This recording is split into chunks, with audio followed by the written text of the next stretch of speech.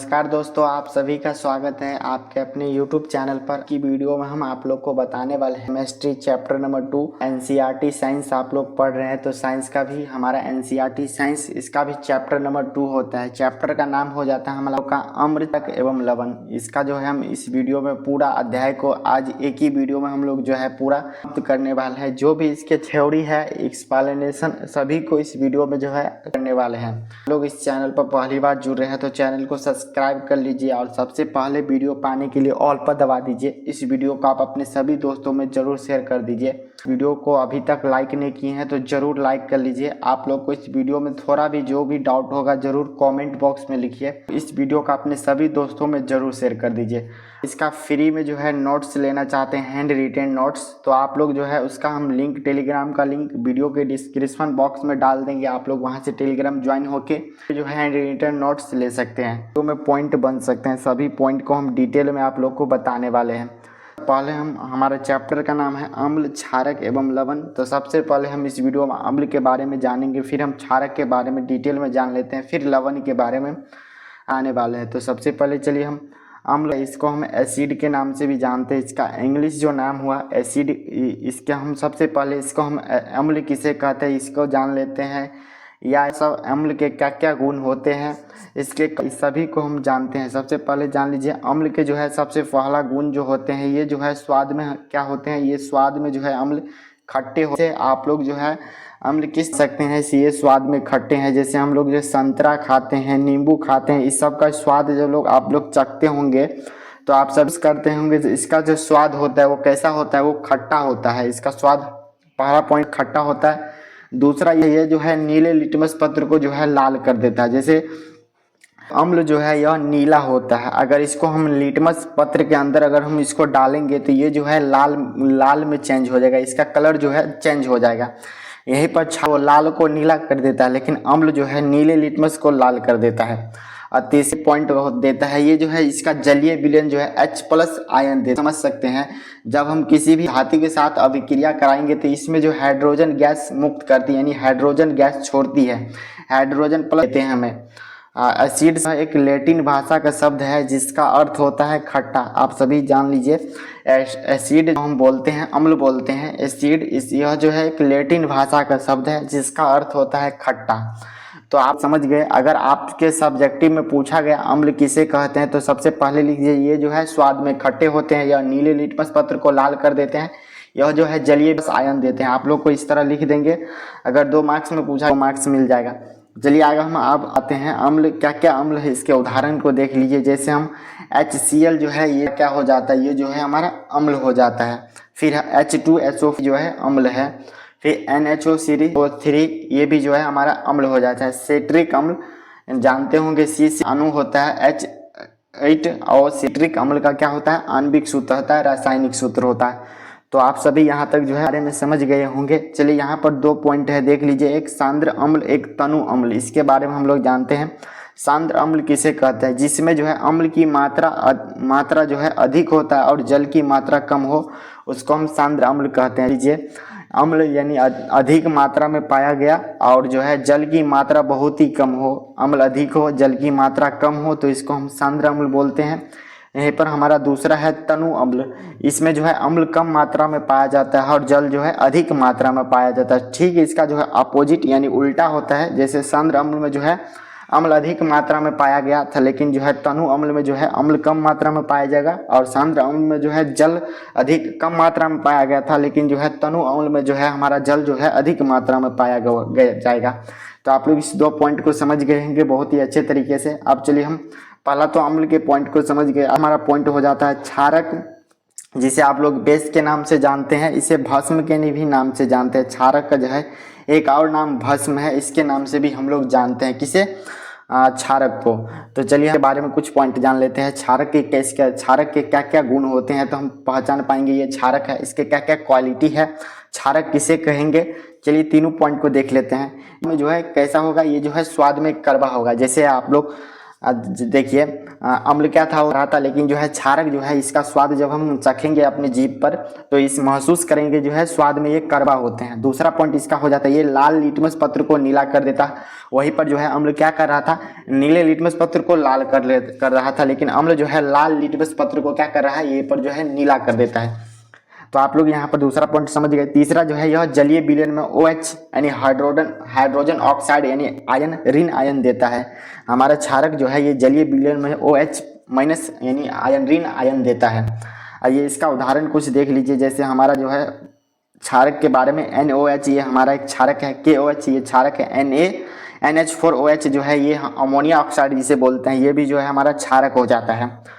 आप सभी देखते हो कि क्षारक और क्षार में डिफरेंस होता है। तो क्षारक को तो समझ गए, ये जो है पहला हमारा जो है ये स्वाद में जो है कड़वा होता है।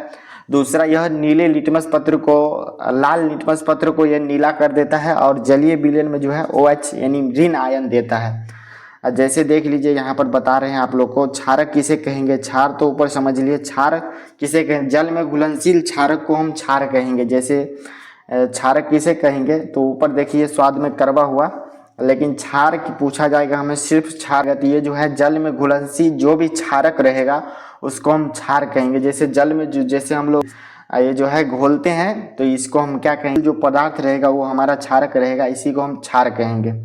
तो आप लोग समझ गए होंगे अम्ल और क्षारक। हमारा तीसरा जो है इस चैप्टर का पॉइंट अम्ल क्षारक लवण आ रहा था। तीसरा जो है लवण आ रहा था जिसे हम सैल्ट के नाम से जानते हैं, नमक जो बोलते हैं सैल्ट। लवण अम्ल व क्षार की परस्पर अभिक्रिया से यानी जो है अम्ल और क्षार दोनों जो है एक साथ अगर अभिक्रिया कर रहे हैं तो वहाँ पर जो है हमारा क्या प्राप्त होगा, लवण प्राप्त होगा। जैसे लवण में NaCl प्लस KCl ये जो है हमारा लवण का उदाहरण हो जाता है। यहाँ तक हम लोग अम्ल क्षारक एवं लवण के बारे में बहुत ही डिटेल से समझ गए होंगे। अब यहाँ पर हम कैसे जान पाएंगे जो है हमारा कौन सा अम्ल है, कौन सा क्षारक है और कौन सा लवण है। तो इसके लिए जो है केमिस्ट्री के अनुसार हम लोग सूचक का प्रयोग करते हैं। बारे में हम जो लोग जान लेते हैं सूचक किसे कहते हैं। तो यहाँ पर चलिए देखते हैं सूचक किसी दिए गए विलयन में अम्ल या क्षार की उपस्थिति को दर्शाते हैं। इसका रंग या गंध अम्लीय व क्षार के माध्यम से बदल जाता है। जैसे हम लोग सूचक किसे कहेंगे, सूचक दिए गए विलयन में अम्ल और क्षार की उपस्थिति को दर्शाता है। जैसे हम सूचक में अगर अम्ल और क्षार को डालेंगे तो हमें इसमें दर्शाएगा ये जो है हमारा अम्ल दर्शा रहा है और दूसरा जो हमारा क्षार दर्शा रहा है। तो सूचक ये हो गया। तीसरा इसका जो एक और इसका रंग या गंध अम्लीय या क्षार के माध्यम से बदल जाता है। इसका जो है सूचक में इसका रंग और गंध के कारण जो है अम्लीय और क्षारीय के रूप में बदल जाता है। यहाँ पर अम्ल और रंग ये दोनों में अगर परिवर्तन आ रहा है तो हमें पता चल जाएगा जो है कि इसका रंग कैसा होने के कारण अम्लीय हो रहा है, इसका गंध कैसा होने के कारण जो है ये क्षारीय हो रहा है। तो इस पॉइंट को आप लोग समझ गए होंगे।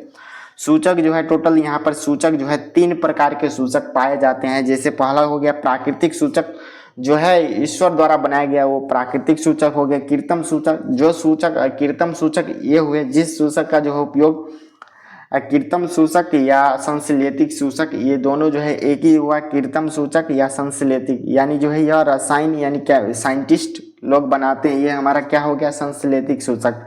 तीसरा हो गया गंधीय सूचक, यानी गंध के माध्यम से हम पता कर सकते हैं, ये जो है हमारा ये गंधीय सूचक के द्वारा हम जांच पाते हैं।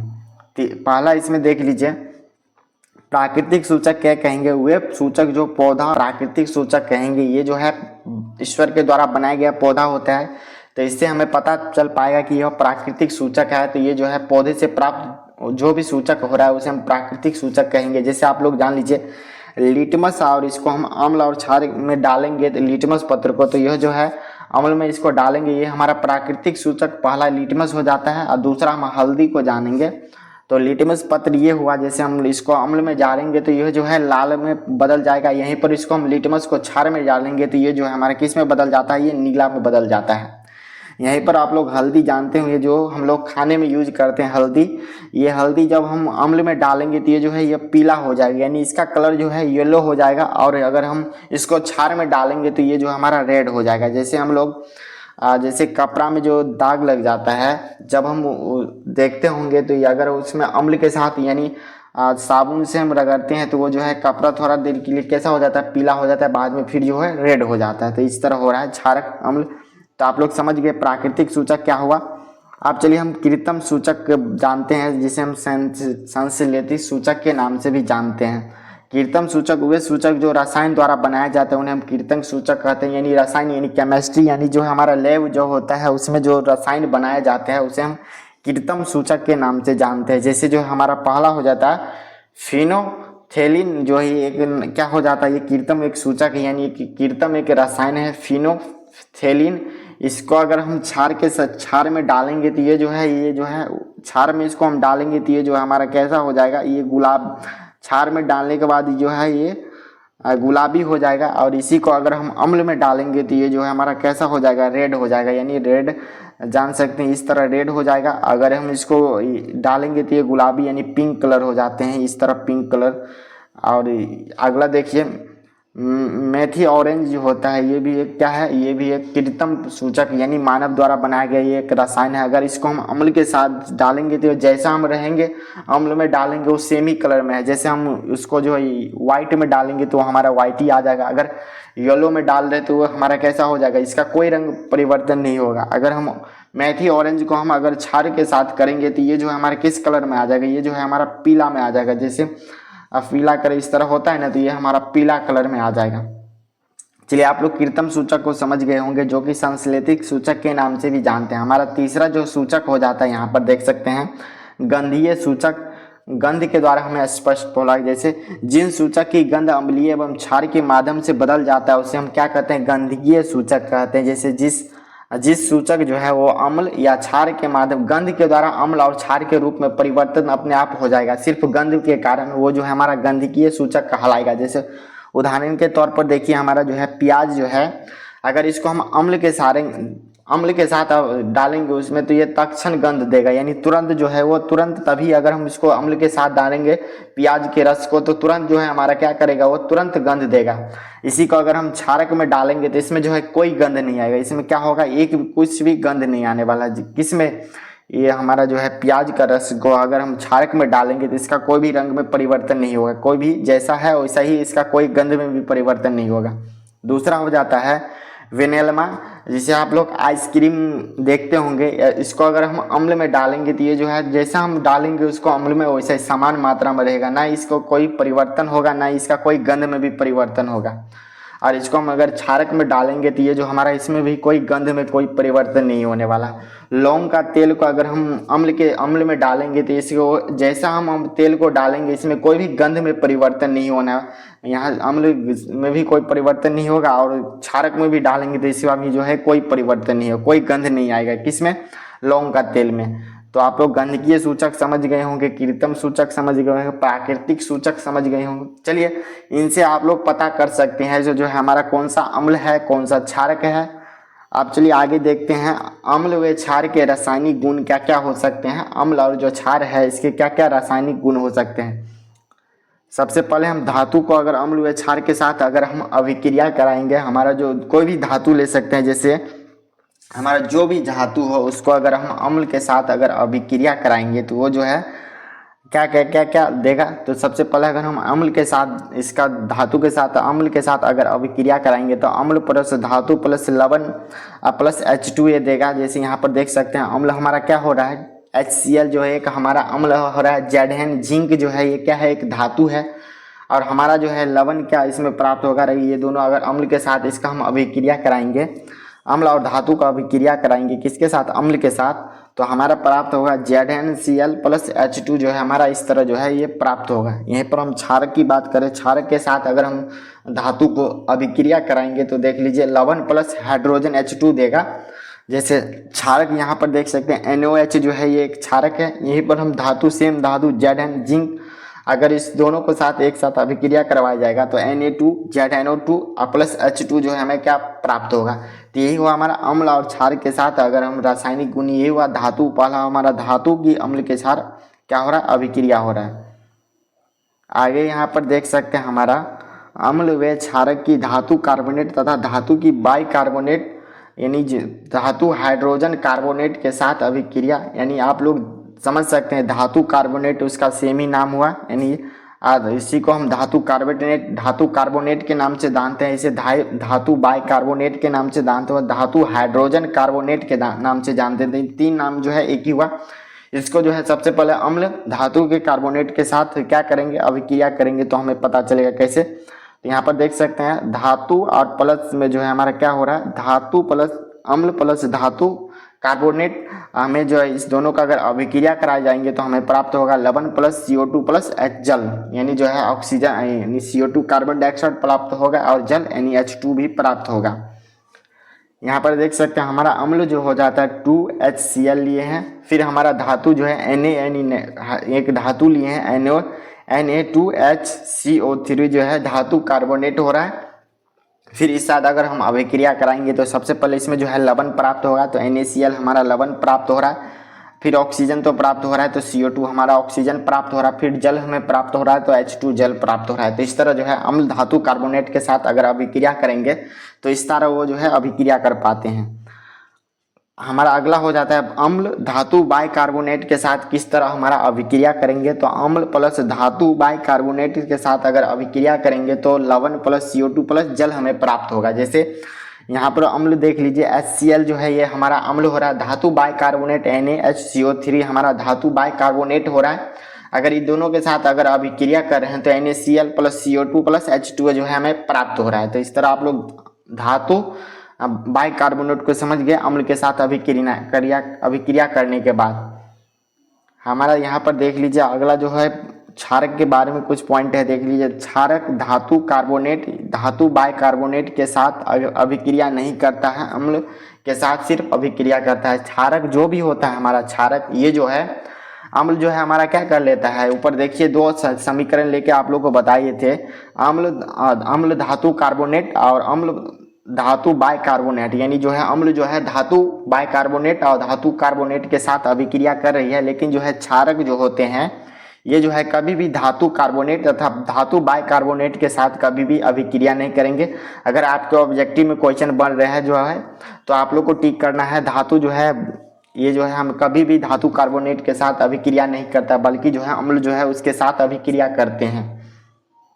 आगे है अम्ल व क्षार की एक दूसरे के साथ अभिक्रिया कैसे होती है। तो अम्ल और क्षार अगर एक दूसरे के साथ अभिक्रिया कर रहे हैं तो वो जो है उसका अभिक्रिया का नाम हो जाता है उदासीनीकरण अभिक्रिया। क्या उसका नाम हो जाता है, जब अम्ल और क्षार एक साथ दोनों अगर अभिक्रिया कर रहे हैं तो उस अभिक्रिया को किस नाम से हम जानते हैं, तो उदासीनीकरण अभिक्रिया के नाम से जानते हैं। तो चलिए उदासीनीकरण अभिक्रिया को देखते हैं किसे कहते हैं। यहाँ पर देखिए जब अम्ल व क्षार परस्पर अभिक्रिया करके एक दूसरे से प्रभाव को समाप्त कर लवण तथा जल का निर्माण करते हैं तो इसको हम किस नाम से जानते हैं, उदासीनीकरण अभिक्रिया के नाम से जानते हैं। आप लोग को सिंपल भाषा में समझना है, अम्ल और क्षार दोनों एक साथ अभिक्रिया करेंगे तो उसे हम उदासीनीकरण अभिक्रिया के नाम से जानते हैं। जैसे यहाँ पर देख सकता हूँ उसके जो है एक दूसरे को क्या कर रहे हैं, प्रभाव को समाप्त करके हमें लवण और तथा जल ये दोनों जो है एक साथ निर्माण कर देते हैं। जैसे अम्ल और क्षार अगर एक दोनों साथ अभिक्रिया कर रहे हैं तो लवण प्लस जल जो है ये क्या कर रहे हैं, निर्माण कर दे रहे हैं। जैसे हमारा अम्ल यहाँ पर देख लीजिए HCl अम्ल लिए हैं प्लस क्षारक हमारा NOH, अगर ये दोनों एक साथ अभिक्रिया कर रहे हैं तो लवण प्लस जल का निर्माण कर रहे हैं, तो लवण हमारा NaCl हो जाता है, फिर जल का सूत्र H2O हो जाता है। तो इस तरह आप लोग समझ गए। चलिए अब हम आगे देखते हैं हमारा जो है अम्ल व क्षारक की प्रबलता को देखते हैं। अम्ल और क्षारक जो है इसकी प्रबलता क्या क्या होते हैं, तो चलिए इसको आप लोग देख लीजिए। हम इसको बताने वाले हैं आप लोग को। प्रबल दुर्बल अम्ल आप लोग जानते होंगे, इसी के बारे में हम जो है यहाँ पर बताने वाले हैं। चलिए अम्ल और क्षारक की प्रबलता, किसी क्षारक या अम्ल की प्रबलता उसके उत्पन्न H प्लस आयन या OH माइनस आयन की सांद्रता 0% पर निर्भर करती है। जैसे देख लीजिए यहाँ पर बोला जा रहा है किसी क्षारक या अम्ल की प्रबलता उसके द्वारा उत्पन्न हाइड्रोजन प्लस यानी हाइड्रोजन क्या हो रहा है आ रहा है और आयन OH यानी हाइड्रोजन ऑक्साइड OH आयन की सांद्रता पर जो है कितनी % बात निर्भर करती है, तो मात्र यहाँ पर सांद्रता परसेंटेज पर निर्भर नहीं करती है। इसका हो गया। दूसरा हमारा यहाँ पर पॉइंट हो रहा है अम्ल व क्षारक की प्रबलता ताकत हम एक सार्वभौमिक सार्वत्रिक सूचक द्वारा ज्ञात कर सकते हैं। ये जो है हम अम्ल और क्षारक की प्रबलता यानी इसके जो ताकत है उसे हम किस द्वारा क्या जांच कर सकते हैं, तो ज्ञात कर सकते हैं। तो सार्वभौमिक या सार्वत्रिक सूचक द्वारा जो है हम क्या कर सकते हैं, अम्ल व क्षार की प्रबलता ताकत को हम लोग जांच कर सकते हैं। ये जो हमारा सार्वभौमिक या सार्वत्रिक सूचक होता क्या है, चलिए इसको देखते हैं। तो ये जो हमारा होता है, यह उनके सूचक का मिश्रण होता है। यह किसी विलयन में हाइड्रोजन आयन की विभिन्न सांद्रता रंगों में प्रदर्शित करती है। जैसे हमारा आप लोग ऊपर जो है अम्ल और क्षार की प्रबलता यानी ताकत को हम लोग जांचना होगा, तो इसके लिए जो है हम सार्वभौमिक सूचक का यानी उपयोग करेंगे। तो इससे हमें पता चल जाएगा यानी इसकी ताकत कैसी है। तो यह अनेक सूचकों का मिश्रण होता है, यानी जो है हमारा सार्वभौमिक सूचक जो है, यह जो है अनेक सूचकों का मिश्रण होता है। यह किसी विलयन में हाइड्रोजन आयन की विभिन्न सांद्रता रंगों में प्रदर्शित करती है। यानी जो है यह किसी विलयन में जो है हाइड्रोजन आयन की विभिन्न सांद्रता यानी अनेकों जो भी उसकी सांद्रता होगी उसे जो है प्रदर्शित कर देगी यानी उपस्थित करेगी। तो इस तरह आप लोग सार्वभौमिक सूचक को समझ गए। अब चलिए आगे देखते हैं हम लोग। यहाँ पर आप लोग के लिए हम पीएच स्केल लेके आए हैं। देख लीजिए पीएच स्केल जो है, पीएच स्केल में जो है 0 से लेकर आप लोग के जो है यहाँ पर देखिए पीएच स्केल जो हमारा होता है उसमें 0 से लेकर 14 तक होता है। यानी यहाँ पर सकते हैं ये जो हमारा इस तरह जो है ये पीएच स्केल हो रहा है, इस तरह हमारा ये पीएच स्केल है। इसमें जो है यहाँ पर टोटल 0 से लेकर 14 तक यानी क्या होता है उसमें संख्या को प्रदर्शित किया जाता है। जैसे यहाँ पर देख सकते हैं 0 एक साइड होता है, फिर 1, फिर 2, फिर 3, 4, 5, 6, 7, 8, 9, 10, 11, 12, 13, 14। अगर पूछा जाएगा अगर किसी क्षारीय की सबसे ज़्यादा उसकी जो है क्या होगा पीएच मान रहेगा तो 14 से अधिक नहीं रहेगा। अगर सबसे कम अम्ल का पीएच मान पूछा जाएगा तो 0 से कम नहीं रहेगा। मात्र जो है 0 से लेकर 14 के बीच में जो अम्ल और क्षारक का जो है पीएच मान रहेगा। कितना रहेगा? 0 से लेकर 14 के बीच में जो है अम्ल क्षारक का क्या रहेगा? पीएच मान रहेगा। तो इस स्केल द्वारा जो है हम इसे पीएच मान स्केल के नाम से जानते हैं। जैसे आप लोग देख सकते हैं न्यूट्रल जब रहेगा तो 0 के और 7 के आसपास जो रहेगा वो हम उसको क्या कहेंगे, वो हमारा उदासीन विलयन जो है उदासीन के नाम से हम लोग जानते हैं। किसका? अगर 7 के बीच अगर कंट्रोल हो रहा है, न्यूट्रल हो रहा है तो वो जो हमारा उदासीन कहलाएंगे। यहीं पर अगर 7 से कम जा रहे हैं यानी एसिड 7 से कम, जैसे 6 आ रहा है किसी में 5 आ रहा है, किसी में देख ले सकते हैं यहाँ पर किसी में 0.1 भी रहता है, किसी में 0.2 भी रहता है, किसी में 2.5 भी रहता है, इस तरह 2.4 भी रहता है। अगर इस फॉर्म में आ रहे हैं, अगर 7 से नीचे आ रहे हैं, जैसे हमारा 0 से 6 के बीच कुछ भी आ रहा है, पॉइंट में भी आ रहा है, तो उसको हम किसे जानते हैं? उसे एसिड बोलते हैं, इसे अम्लीय बोलते हैं। अगर जिसका पीएच मान 0 से 7 से 0 और 7 के बीच रहे यानी उससे 7 से कम रहे तो उसका एसिड यानी अम्लीय रहता है। यहीं पर अगर बीच में जो आ रहा है यानी सीधे 7 आ रहा है तो उसका जलीय विलयन यानी वो उदासीन रहेगा। यहीं पर अगर वो 8 से ऊपर यानी 7 से ऊपर आ रहा है, 7 से लेके हमारा जो है 8 से मान लीजिए 8 से लेके 14 के बीच में आ रहा है, वो जो हमारा क्या होगा, वो क्षारीय रहेगा, जिसे हम बेस के नाम से जानते हैं। तो आप लोग समझ गए हैं अम्ल और क्षार और लवणीय इसका पीएच मान कैसा रहेगा। सीधे सिंपल भाषा में समझ लीजिए, जो सीधे 7 रहेगा वो जो हमारा उदासीन कहलाएंगे, और जो है जिसका पीएच मान 7 से कम रहेगा वो जो हमारा अम्लीय कहलाएगा, और जिसका पीएच मान 7 से अधिक रहेगा वो जो हमारा क्षारीय कहलाएगा। तो आप लोग 3 पॉइंट को समझ लिए। यहाँ पर देख सकते हैं एक और नीचे में एक तस्वीर और ये जो है नीचे में लिया गया है। इसमें जो है जब भी यानी ये ऐसे करके हमारा ये ऐसे करके 2 डब्बा बनाया हुआ दर्शाया गया है। अगर हाइड्रोजन प्लस यानी देते जा वो बढ़ते जा रहा है, अगर OH माइनस घटते क्रम में जा रहा है, तो इस तरह जो है यहाँ पर देख सकते हैं जितना को लिए घटते क्रम में OH जा रहा है, ऑक्साइड हाइड्रोजन ऑक्साइड और H+ आयन दे रहा है तो वो ब्लू कलर में लिए हैं। तो आप लोग इसको समझ गए होंगे। अब चलिए आगे हम आप लोग को बताते हैं हमारा दैनिक जीवन में जो है पीएच मान का क्या महत्व है, इसको हम आप लोग को बताने वाले हैं। दैनिक जीवन में पीएच मान के बारे में दर्शाते हैं। चलिए यहाँ पर आप लोग को बता रहे हैं। जैसे आप लोग सबसे पहले हमारे शरीर जो है 7 से लेकर 7.8 पीएच के बीच कार्य करता है। यानी जो हमारा शरीर जो है यह जो है 7 से लेके 7.8 के बीच हमारा शरीर क्या करता है, काम करता है। अगर इससे कम हो रहा है यानी हमारा शरीर जो है 6 पर जा रहा है इसका पीएच मान, यानी जो है मान लीजिए 7.9 पर भी जा रहा है, तो जो हमारा शरीर का जो है पीएच मान वो क्या या तो कम हो रहा है या तो ज़्यादा हो रहा है। इतने बीच जो है हमारा शरीर क्या करेगा, काम नहीं करेगा। इसमें जो है ऑक्सीजन की कमी होगी, हमारे शरीर में जो भी हो रहा है वर्क हमारे शरीर के अंदर दिल का धड़क रहा है, ये सभी जो है अगर इससे कम आ रहा है तो उसका पीएच मान बहुत ही कम हो जाएगा। तो 7 और 7 से लेकर 7 पॉइंट यानी 7 से लेकर 7 दशमलव क्या नहीं 7.8 के बीच आ रहा तो हमारे शरीर का पीएच मान क्या होगा यानी काम करेगा। ठीक है, यहाँ तक आप लोग समझ गए होंगे। अगला है वर्षा जल का पीएच मान जो है 5.6 से कम होता है और इसमें अम्लीय वर्षा होती है। जैसे आप देख लीजिए, हाँ, जब हमारा वर्षा होता है यानी बारिश जब होता है तो उसका पीएच मान कितना रहता है 5.6 रहता है। अगर इससे कम मात्रा में अगर वर्षा हो रहा है तो उसमें जो है अम्ल जो है उस वर्षा में अम्ल क्या होता है नीचे टपक रहा है, पानी के साथ जो है अम्ल नीचे आ रहा है। अगर इससे 5.6 अगर कम आ रहा है तो इसका जो है पीएच मान जो है कम हो रहा है। जैसे आप लोग सुनेंगे हमारे जो ताजमहल उसका जो है पूरा रंग कैसा है वाइट है, वो पूरा उजला है, वाइट किया हुआ है।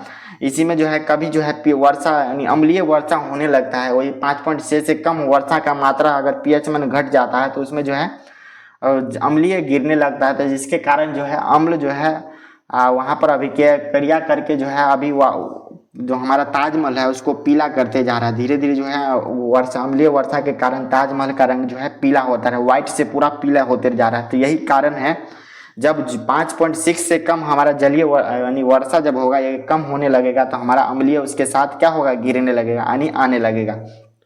आगे समझते हैं, हमारा तीसरा नंबर पॉइंट है मुंह का पीएच मान 5.5 से अगर कम होने लगता है तो हमारे दांत का क्या होना क्षय परम होने लगता है। जैसे हम लोग जो है हमारा पीएच मान दांत का जब हम शर्करा युक्त भोजन करते हैं तो हमारे मुंह में मौजूदा बैक्टीरिया द्वारा अपघटित होकर अम्ल बनता है। यानी जो भी हम शर्करा यानी जिससे हमें ऊर्जा प्राप्त होगी वो भोजन हम करते हैं तो हमारे शरीर का जो है क्या होता है अम्ल यानी जो भी होता है वो हमारे शरीर यानी मुंह में जो है अम्ल बनाता है। जब इसका पीएच मान 5 से कम होने लगता है तो हम दांतों का क्या होता है क्षतिग्रस्त यानी दांत जो हमें क्या होने तो धीरे धीरे टूटना लगता है। तो इसीलिए जो है हमें क्या करना चाहिए, हल्का क्षारीय होने के कारण कुछ अंश तक अम्ल के उदासीन बन जाता है किंतु शेष अम्ल अप्रभावित रह जाता है। अतः शेष नष्ट के लिए हम तुष्ट पेट का इस्तेमाल करते हैं जो कि क्षारीय होता है। नीम के दातुन के रस में क्षार रहता है, अतः नीम का दातुन दांत साफ करने के लिए भी रक्षा करती है।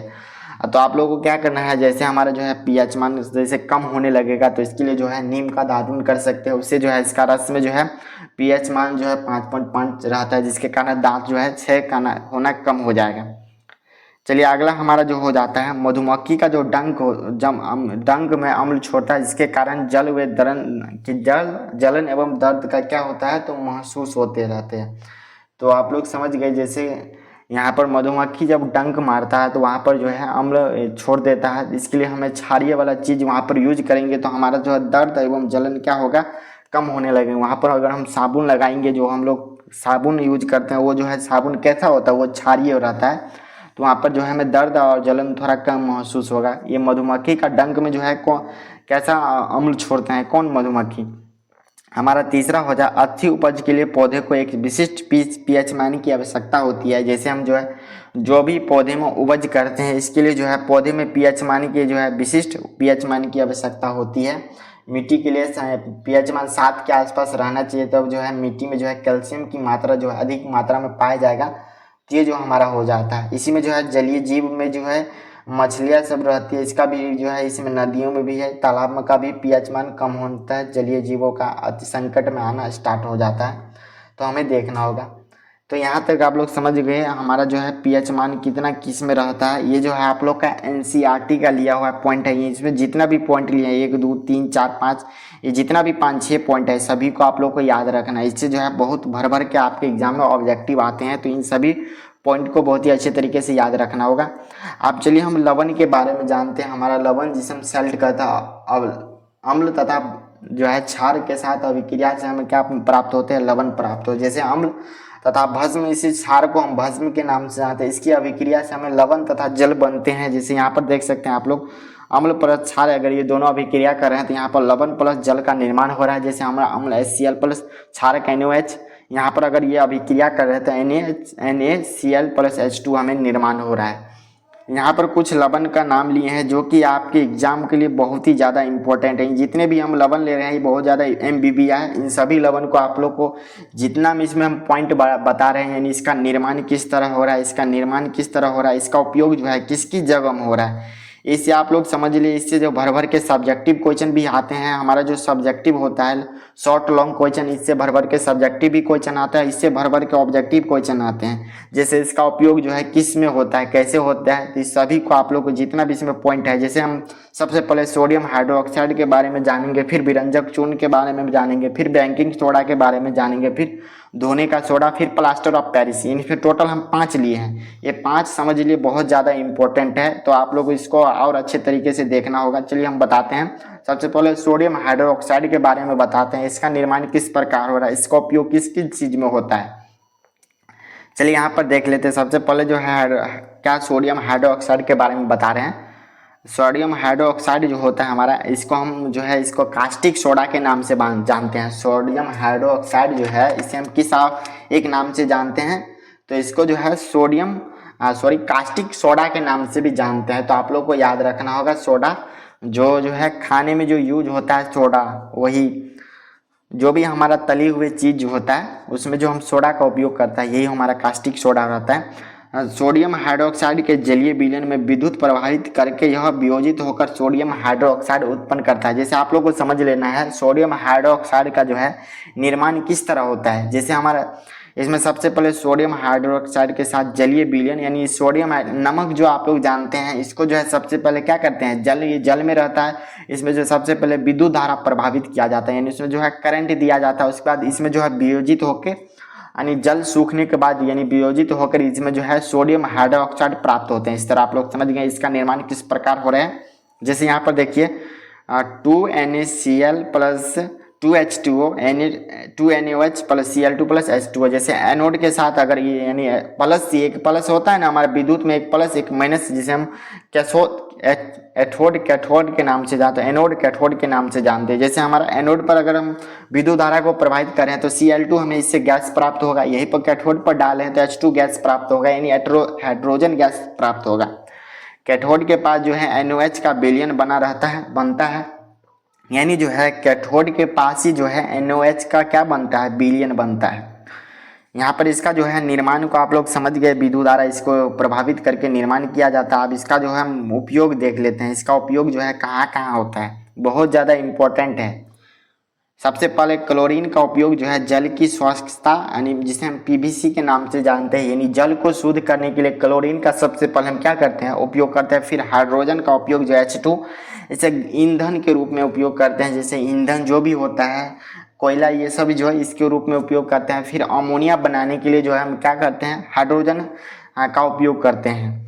आगे हमारा सोडियम हाइड्रोक्साइड, जिसे NaOH के नाम से जानता है, इसका उपयोग कहाँ कहाँ होता है, तो साबुन, ये सब जो हम लोग साबुन यूज करते हैं, कपड़ा धोने वाला, नहाने वाला जो साबुन होता है, जो भी साबुन है, बहुत सारा साबुन का कंपनी है, लाइफबॉय हो गया, लक्स, डेटॉल, ये सभी साबुन है। और हमारा कपड़ा धोने वाला भी बहुत सारे साबुन है। इसका उपयोग जो है सोडियम हाइड्रोक्साइड में उपयोग किया जाता है। किसका, इस सभी का साबुन में उपयोग होता है। फिर अपमार्जक में भी इसका अपमार्जक बनाने के लिए हम लोग आगे के चैप्टर में हमें पता चल जाएगा अपमार्जक क्या होता है, इसके उपयोग में करते हैं।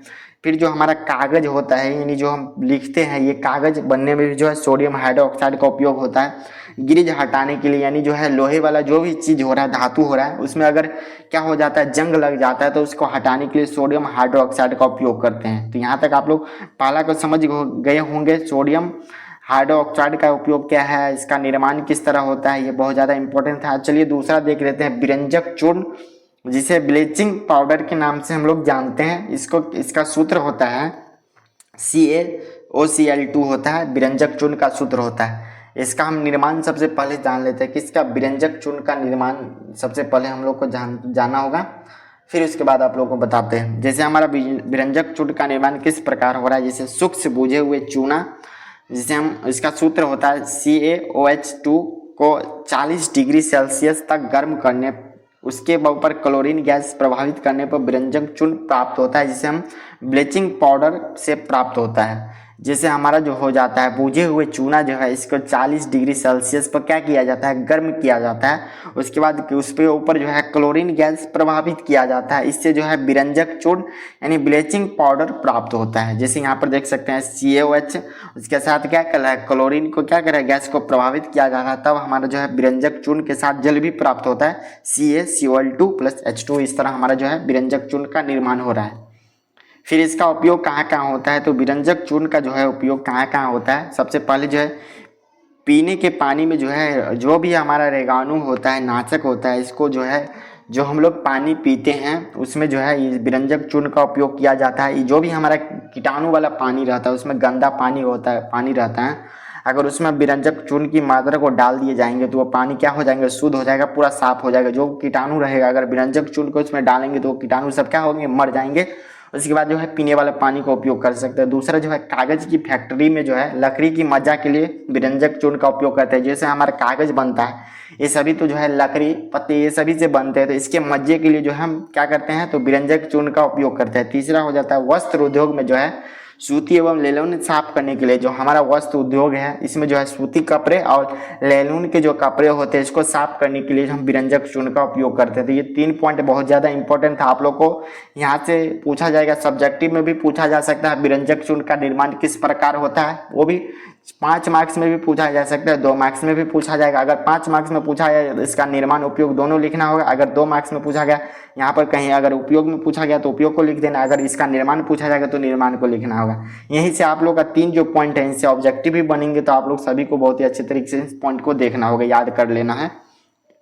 साथ में सभी को नोट करते जाइए, आप लोग नोट नहीं कर रहे हैं तो। बाकी इसका फ्री हैंड रिटन नोट्स लेना चाहते हैं आप लोग टेलीग्राम पर ज्वाइन हो जाइए, उसका लिंक वीडियो के डिस्क्रिप्शन बॉक्स में डाल दिए हैं, देख लीजिए, वहाँ से ज्वाइन हो जाइए। तीसरा हमारा जो हो जाता है बेकिंग सोडा, जिसे सोडियम बाइकार्बोनेट या हाइड्रोजन कार्बोनेट या खाने का सोडा, इन तीनों सभी का नाम सेम ही हुआ। अगर कहीं पर आप लोग का बेकिंग सोडा दिया हुआ है या कहीं पर सोडियम बाइकार्बोनेट दिया रहा है, यहाँ कहीं पर सोडियम हाइड्रो कार्बोनेट दिया रहा है या खाने का सोडा, इन सभी का नाम सेम हुआ, हमें याद रखना है। NaOH CO3 इन सभी का नाम है, हमें याद क्या करना है, याद रखना है। यहाँ पर इसका निर्माण जो है किस प्रकार हो रहा है, अमोनिया के जलीय घोल में कार्बन डाइऑक्साइड प्रभावित करके साधारण नमक का घोल मिलने से सोडियम बाइकार्बोनेट क्या होता है, तो निर्माण होता है। जैसे अमोनिया होता है, इसके जलीय घोल में जो है कार्बन डाइऑक्साइड प्रभावित करे, साधारण नमक उसमें घोल दिया जाता है, उसके बाद मिलने से सोडियम बाइकार्बोनेट का निर्माण होता है। जैसे यहाँ पर इसका सूत्र हो रहा है, देख लीजिए किस तरह प्राप्त हो रहा है। तो यहाँ पर इसको हम गर्म करेंगे, किसको, इसको गर्म करने पर NaOH CO3, इसका अगर गर्म किया जाएगा तो CO2 + H2O + CO2 इस तरह हमें प्राप्त होता है। अब चलिए इसको देख लेते हैं, इसका उपयोग कहाँ कहाँ होता है, बेकिंग सोडा का उपयोग जो है कहाँ कहाँ होता है, किस किस चीज़ों में उपयोग होता है। सबसे पहले बेकिंग पाउडर बनाने में, जो कि बेकिंग सोडा ये प्लस टार्टरिक अम्ल दोनों मिल के साथ जो है बेकिंग सोडा जो हम लोग बोलते हैं, इसमें उपयोग किया जाता है। एवं एसिटेट का एक संगठन है, यहाँ पर जो है आप लोग जान लीजिए धोने, इसका क्या नाम है, खाने का सोडा या बेकिंग सोडा। इसका उपयोग जो है हम लोग जब हमारे पेट में जब गैस बन जाता है तो हम लोग जो है मेडिकल से इनो जो लेते हैं, उसमें जो है इसका उपयोग क्या होता है, एसिटिक के रूप में भी हम इसका उपयोग करते हैं। किसका, ये हमारा बेकिंग सोडा का उपयोग होता है, खाने का सोडा का उपयोग होता है। तीसरा अग्नाशय में इस्तेमाल होता है, अग्नमाशक में जो भी इसका क्या होता है, उपयोग होता है। तो आप लोग इस 3 पॉइंट को याद रखना बहुत ही अच्छे तरीके से। अब चलिए हमारा चौथा जो हो जाता है धोने का सोडा, इसका नाम एक और नाम है सोडियम कार्बोनेट। इसका रासायनिक सूत्र होता है Na2CO3 × 10H2।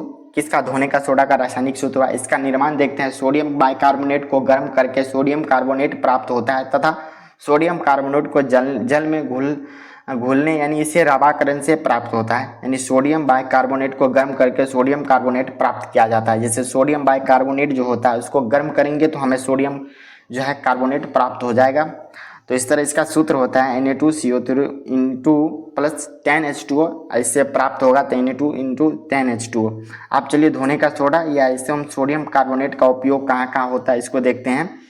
ये देख लीजिए, इसका उपयोग जो है कांच यानी शीशा जो होता है उसमें उपयोग किया जाता है। शीशा जो बनता है उसमें उपयोग किया जाता है। साबुन जो हम लोग यूज करते हैं उस साबुन में भी यूज होता है। कागज़ के उद्योग में जो है इसका उपयोग होता है। घरों को साफ सफाई के लिए जब हम लोग जो है जो है घर को साफ सफाई करते हैं, जैसे डेटोल से करते हैं, जो भी क्लीन का सामान हम लोग घर को साफ सफाई के लिए करते हैं, उसमें जो है इसका उपयोग किया जाता है। किसका?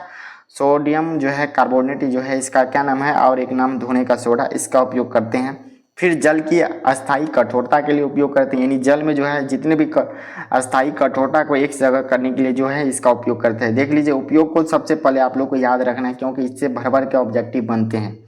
ये जो हमारा 5 नंबर है, ये तो आपके जो है पूरे चैप्टर के बहुत ही ज़्यादा इम्पोर्टेंट टॉपिक है, MBBI टॉपिक है। प्लास्टर ऑफ पेरिस हमारे इसका दैनिक जीवन में भी उपयोग होता है। जब आप लोग देखते होंगे कोई यानी किसी का हड्डी या टूटता है, तो वहाँ पर डॉक्टर जो है प्लास्टर ऑफ पेरिस यानी जिसे बोलते हैं प्लास्टर चढ़ाते हैं। तो यही इस प्लास्टर ऑफ पेरिस जिसे POP के नाम से जानते हैं, इसका रासायनिक सूत्र होता है CSO4 1/2H2 होता है। ये किस तरह हमें निर्माण होता है प्लास्टर ऑफ पेरिस? तो जिप्सम को 373 केल्विन या 100 सेल्सियस पर गर्म करने पर, जो हमारा जिप्सम होता है इसको जो है, इस दोनों का सेम ही अर्थ हुआ, 373 के या 100 सेल्सियस पर गर्म करेंगे। गर्म करने पर यह जल के अणु को त्याग कर कैल्शियम सल्फेट अर्धा सल्फेट बनाता है तथा सफ़ेद चूर्ण को जल में मिलने पर यह फिर से जिप्सम बन जाता है। ये किस तरह प्राप्त हो रहा है? तो इसको जिप्सम को हम 100 डिग्री सेल्सियस पर गर्म करेंगे, तो ये जो हमारा जल के अणुओं को त्याग करके कैल्शियम सल्फेट अर्ध सल्फाइड प्राप्त करते हैं। इस तरह जो है प्लास्टर ऑफ पेरिस का निर्माण होता है। ये जो है सफ़ेद चूर्ण को जल में मिलने पर ये फिर से जो है, ये जो हमारा सफ़ेद चूर्ण जो होता है, इसको फिर अगर हम जल में मिलाएंगे तो फिर जो हमारा क्या हो जाएगा, जिप्सम बन जाएगा। जिप्सम किस तरह निर्माण हुआ? तो समझिए, सफ़ेद चूना जो होता है उसको जल में मिलाने से जो हमारा जिप्सम प्राप्त हो रहा है, और जिप्सम को 100 डिग्री सेल्सियस पर गर्म करेंगे तो हमारा क्या प्राप्त हो जाएगा? प्लास्टर ऑफ पेरिस प्राप्त हो जाएगा। इसका सूत्र होता है CSO4 × 1/2H2O प्लस 1/2H2O, यहाँ पर CaCO2 × 2H2O। इसका उपयोग जो है कहाँ कहाँ होता है? प्लास्टर ऑफ पेरिस का उपयोग सबसे पहले टूटी हुई हड्डी को जो है सही जगह स्थिर करने के लिए, जो भी हमारा हड्डी टूट जाता है उसमें जो है एक जगह स्थिर करने के लिए हम प्लास्टर ऑफ पेरिस का उपयोग करते हैं। दूसरा, जितने भी बच्चे लोग खिलौना खेलते हैं उसमें जो है प्लास्टर ऑफ पेरिस का उपयोग करते हैं। सजावट का सामान होता है, जो भी सजावट का सामान होता है उसमें जो है उपयोग करते हैं। जो भी हमारा सजावट का सामान होता है, जैसे शादी में जो है सजावट आता है ना, उस सभी में जो है प्लास्टर ऑफ पेरिस का उपयोग किया जाता है। दीवार की सतह को चिकनाने के लिए, यानी दीवार जो है उसको पूरे प्लेन के लिए हम जो है प्लास्टर ऑफ पेरिस का उपयोग करते हैं। चलिए, ये टॉपिक बहुत ज़्यादा इम्पोर्टेंट था। अब यहाँ पर जो है ये हमारा हो गया, यहाँ पर 5 टॉपिक था। चलिए यहाँ पर जान लीजिए आप लोगों का, क्रिस्टल का जल किसे कहेंगे? तो लवण के एक सूत्र इकाई में जल की निश्चित अणुओं की संख्या को हम क्रिस्टल का जल कहेंगे। जैसे हमारा जिप्सम जो है ना, ये जिप्सम, इसी में ये क्रिस्टल का जल होता है, उसी से जिप्सम प्राप्त होता है। जल के एक सूत्र इकाई में जल की निश्चित अणुओं की संख्या को हम क्रिस्टल का जल कहेंगे। जैसे हमारे देख लीजिए CuSO4 × 5H2O जो होता है हमारा एक क्रिस्टल जल का जो है क्रिस्टल जल का सूत्र होता है। आगे यहाँ पर देख लीजिए आप लोग के लिए कुछ जो है इस चैप्टर के बहुत ज़्यादा इम्पोर्टेंट ये जो है टॉपिक है, बहुत ज़्यादा इम्पोर्टेंट है। यानी जो है किस पदार्थ में जो है कौन सा अम्ल पाया जाता है, ये तो बहुत ज़्यादा इंपॉर्टेंट है। VVI इसको मान सकते हैं। इससे जो है ऑब्जेक्टिव आएंगे, जितने भी पॉइंट हैं इन सभी से ऑब्जेक्टिव बनेंगे, तो आप लोग को याद रखना है। सबसे पहले जो है इमली में कौन सा अम्ल पाया जाता है? इमली में जो है टार्टरिक अम्ल पाया जाता है। सिरका में जो है एसिटिक अम्ल पाया जाता है। आप सभी को एक करके क्या करना है, एक एक करके जितने भी पॉइंट है सभी को याद कर लेना है। बिच्छू के डंक में जो है फॉर्मिक अम्ल पाया जाता है। फिर दूध या दही में जो है कौन सा अम्ल पाया जाएगा? आपके एग्जाम में ऑब्जेक्टिव में बनेगा इस तरह क्वेश्चन। बताइए, निम्नलिखित में इमली में जो है कौन सा अम्ल पाया जाता है? ऑप्शन में देगा टार्टरिक अम्ल, दूसरा में देगा लैक्टिक अम्ल, तीसरा में देगा एसिटिक अम्ल, चौथा में देगा सिस्टरिक अम्ल। तो आप लोग को वहाँ पर चूज करना है कौन सा अम्ल जाएगा। तो आप लोग को वहाँ पर सीधे चूज कर देना, जो अम्ल रहेगा उसको चूज कर देना। इस तरह क्वेश्चन ये जितने भी पॉइंट है 1 2 3 4 5 6 7 इन सभी पॉइंट से जो है ऑब्जेक्टिव बनेंगे, तो आप लोग याद रखना है। बिच्छू के डंक में जो है फॉर्मिक अम्ल पाया गया। दूध या दही में जो है लैक्टिक अम्ल पाया जाता है। नींबू में जो है सिट्रिक अम्ल पाया जाता है। ये जो भी हमारा खट्टे पदार्थ वाला चीज़ होता है उसमें जो है सिट्रिक अम्ल पाया जाता है। टमाटर में भी जो है सिट्रिक अम्ल पाया जाता है। चींटी के जो डंक होता है उसमें फॉर्मिक अम्ल पाया जाता है। तो इस तरह जो है हमारा बिच्छू के डंक, ये जो भी ये जो काटने वाला चीज़ होता है, बिच्छू के डंक, चींटी के डंक, इन दोनों में जो है फॉर्मिक अम्ल पाया जाता है। बाकी सभी को आप लोग को याद करना है, बहुत ज़्यादा इंपॉर्टेंट है। ये जो है जितने भी फॉर्मूले लिए गए हैं सभी यहाँ पर आप लोग के लिए कुछ विज्ञान के जो है पीएच मैन आपके ऑब्जेक्टिव में पूछे जाते हैं। ये पीएच मैन को भी पीएच मान को भी याद रखना है। जैसे यहाँ पर देख लीजिए विज्ञान के लिए पीएच मैन है। सबसे पहले यहाँ पर लिए है, ये भी जो टॉपिक है ना बहुत ज़्यादा इंपॉर्टेंट है। VVI जितने भी टॉपिक लिए हैं सभी जो है आपके ऑब्जेक्टिव बन सकते हैं, तो इन सभी को भी याद रखना है। जैसे यहाँ पर देख लीजिए, सबसे पहले जल का पीएच मान पूछा जाएगा तो वो जो उदासीन होता है इसका 7 ही रहेगा। दूध का पीएच मान 6.4 रहेगा। यहीं पर मानव रक्त का पीएच मान, इन मनुष्य रक्त का पीएच मान पूछा जाएगा तो 7 कितना रहेगा, 4 रहेगा। यहीं पर हमारा जो है केला का पीएच मान पूछा जाएगा। केला का जो पीएच मान होता है बनाना, इसका जो है 4.5 से लेके 5.2 तक रहता है। यहीं पर टमाटर का पीएच मान बात करें तो टमाटर का जो है पीएच मान होता है 4.5 रहता है। नींबू का पीएच मान 2.4 रहता है। यहीं पर मक्खन का पीएच मान 6.1 से लेकर 6.4 तक रहता है। शराब का पीएच मान रहता है 2.8। मानव मूत्र जो है इसका पीएच मान रहता है 6.8 से लेकर 8.4 तक रहता है। समुद्र जल का पीएच मान कितना रहता है, 8.5 तक। अब अग्नाशय रस जो होता है हम लोग का, जो अग्नाशय होता है पेट के अंदर, जो इसका जो है पीएच मान कितना आता है, 1.8। हम बोल रहे हैं, आप लोग नोट कर रहे हैं तो नोट कर लीजिए। ये हमारा नींबू का रस का पीएच मान रहता है 2.5 रहता है। यहीं पर नींबू का रस हो गया। फिर सिरका का जो है पीएच मान रहता है 3.0 रहता है, यानी 3 के आसपास रहता है। टमाटर का रस का पीएच मान रहता है 0.1 रहता है। फिर अगला हमारा हो जाता है पसीना, जो हम लोग के मनुष्य के शरीर से पसीना जाता है, इसका पीएच मान 4.5 रहता है। फिर हमारा अम्ल जो वर्ता होता है इसका जो है पीएच मान कितना रहता है, आप बता ही ये थे, उसमें 5.6 रहता है। फिर पेशाब का पीएच मान, मनुष्य का जो पेशाब होता है इसका पीएच मान 6.0 रहता है। दूध का पीएच मान यहाँ पर बताए हैं 6.4 या 6.5 भी रहता है कहीं कहीं। फिर शुद्ध जल का पीएच मान यहाँ पर 7 दे सकते हैं। और फिर आंसू जो आता है इसका पीएच मान कितना रहता है, 7.3। हमारा जो खून है इसका पीएच मान कितना रहेगा, हमारा ब्लड जो है इसका पीएच मान 7.4 यहाँ पर बताएं, मानव रक्त का, इसी को खून बोलते हैं। पित्त जो हम लोग का पित्त जो होता है इसका पीएच मान जो रहता है 7.5 से लेकर हमारा कितना तक रहेगा, 7.8 तक रहेगा, तो याद रखना है हमें।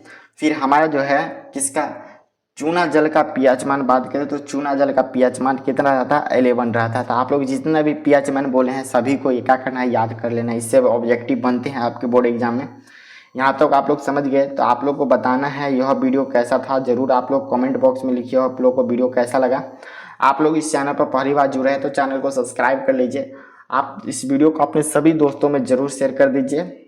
और आप लोग को इस वीडियो में थोड़ा जो भी डाउट होगा ज़रूर कमेंट बॉक्स में लिखिए। आप लोग वीडियो को लाइक नहीं किए हैं तो ज़रूर लाइक कर लीजिए। चलिए आप लोग से मिलते हैं नेक्स्ट वीडियो में, तब तक आप लोग पढ़ाई कीजिए। जय हिंद।